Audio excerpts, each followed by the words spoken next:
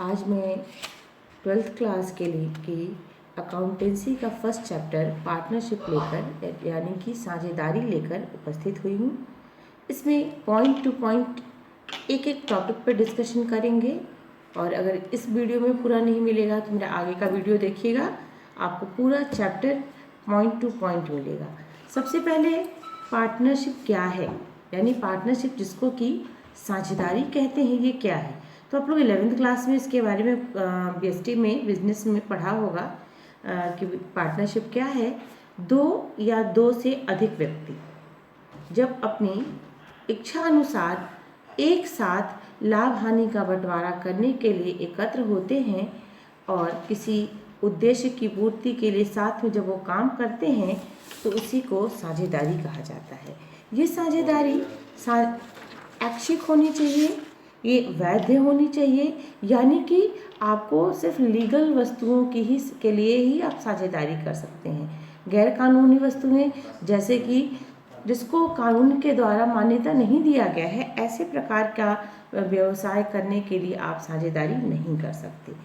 तो साझेदारी कैसी होनी चाहिए? सबसे मेन बात है कि इसमें दो या दो से अधिक लोग होने चाहिए, ऐच्छिक हो, वैध हो, यानी कि उन्हीं पदार्थों के लिए साझेदारी की जा सकती है जिसको कि कानून के द्वारा मान्यता मिला है। इसमें साझेदारी में जो इसके सदस्य होते हैं, इनका जो उत्तरदायित्व होता है वो असीमित होता है और ये आपस में लाभ हानि का बंटवारा करने के लिए ऐच्छिक सहमति देते हैं।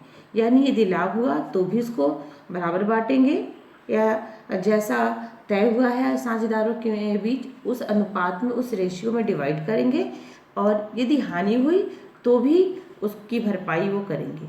असीमित दायित्व का क्या मतलब है? असीमित उत्तरदायित्व, असीमित उत्तरदायित्व का तात्पर्य ये होता है कि साझेदारी में यदि कभी नुकसान हुआ तो साझेदारों को अपनी सिर्फ ना कि फर्म की संपत्ति से बल्कि कि अपनी व्यक्तिगत संपत्ति के साथ भी उसका भरपाई करना पड़ता है।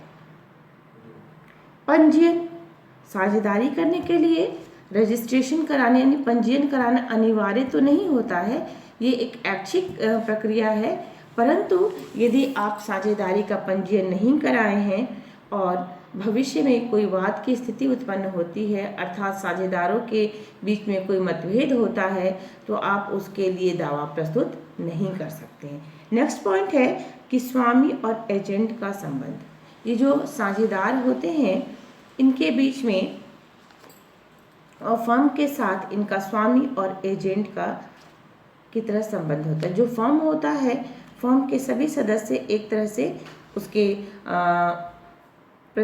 एजेंट के रूप में कार्य करते हैं। कोई भी सदस्य जिस सबकी इच्छा से, सबकी सहमति से फर्म की तरफ से कार्य कर सकता है, फर्म का प्रतिनिधित्व कर सकता है। व्यवसाय से पृथक अस्तित्व नहीं होना, किसी भी साझेदार का उसके व्यवसाय से पृथक अस्तित्व नहीं होता, यानी कि साझेदार की व्यक्तिगत संपत्ति का भी मूल्यांकन फर्म की संपत्ति के रूप में उस दशा में किया जाता है जबकि फर्म को हानि होता है और फर्म दिवालिया घोषित कर दिया जाता है। हित हस्तांतरण पे प्रतिबंध, कोई भी साझेदार बिना सभी साझेदारों की सहमति के अपना हित दूसरे साझेदार को या दूसरे अन्य किसी व्यक्ति को अपना लाभ हानि ट्रांसफर नहीं कर सकता है। इसके बाद सबसे साझेदारी में जो सबसे प्रमुख बात आती है, साझेदारी संलेख, जिसको कि पार्टनरशिप डीड कहते हैं। ये एक बहुत ही महत्वपूर्ण प्रलेख होता है, यानी कि कहें कि साझेदारी का बहुत ही इम्पोर्टेंट डॉक्यूमेंट्स होता है जिसको कि हम पार्टनरशिप डीड या साझेदारी संलेख के नाम से जानते हैं। इसमें सभी साझेदारों के नाम, उनके पते, उनका कितना वो साझेदारी में पैसा इन्वेस्ट कर रहे हैं और उनसे संबंधित संपूर्ण विधिवत जानकारी होती है। किस साझेदार को कितना रेशियो दिया जाएगा, लाभ का हानि का दिया जाएगा, यदि उनको ब्याज दिया जाएगा या नहीं दिया जाएगा, यदि कोई आहरण करता है तो क्या होगा, यानी यदि किसी साझेदार की मृत्यु हो जाती है तब उसके हितों की रक्षा कैसे होगी।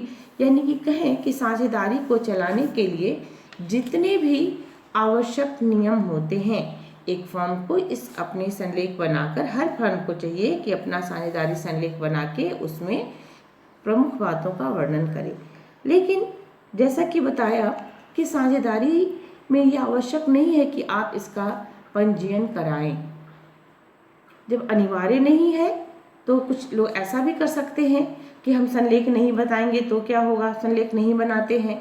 तो वैसी दशा में यदि साझेदारी संलेख किसी फर्म ने नहीं बनाया है और उनके साझेदारों के बीच में कोई वाद की स्थिति उत्पन्न होती है, तो फिर जैसा भारतीय साझेदारी अधिनियम में साझेदारी संलेख के लिए जो नियमों का वर्णन किया गया है, उसी के तहत उनके वाद का फैसला किया जाएगा और उसमें जैसा वर्णित है उसी के तहत, वो मैं आपको अगले वीडियो में बताऊंगी कि साझेदारी संलेख के अभाव में यदि कोई फर्म साझेदारी संलेख नहीं बनाया है तो उसके अभाव में उन पे कौन कौन से नियम लागू होते हैं।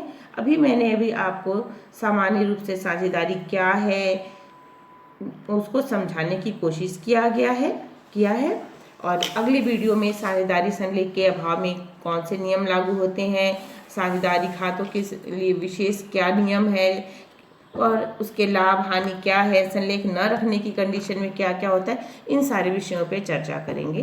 धन्यवाद।